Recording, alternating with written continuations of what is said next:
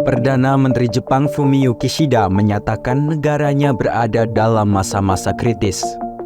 Pernyataan itu ia lontarkan terkait pencarian korban gempa dahsyat yang terus berlanjut. Kishida turut menyampaikan duka citanya kepada segenap korban yang terkena dampak bencana. Ia menyebut penyelamatan korban gempa sedang berpacu dengan waktu.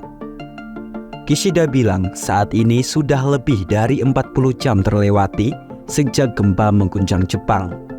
Sementara 72 jam pertama dianggap penting untuk menyelamatkan nyawa pasca bencana.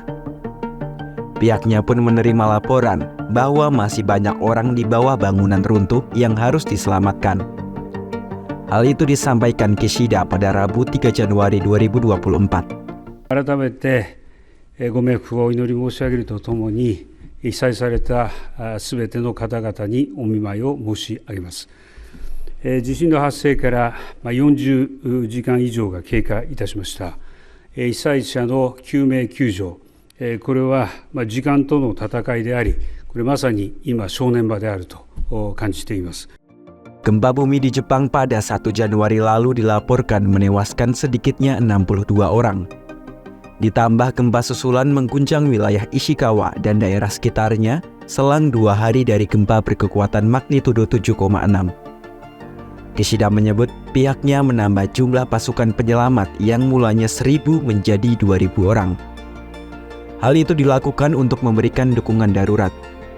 Pasalnya, pihaknya tak bisa memastikan berapa banyak korban yang masih berada di reruntuhan.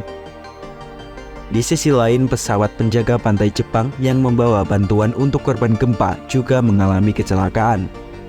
Pesawat itu bertabrakan dengan pesawat Japan Airlines yang mendarat di Bandara Haneda. Kini Kishida memastikan berbagai kementerian dan lembaganya tengah bekerja sama untuk mengamankan berbagai jalur transportasi.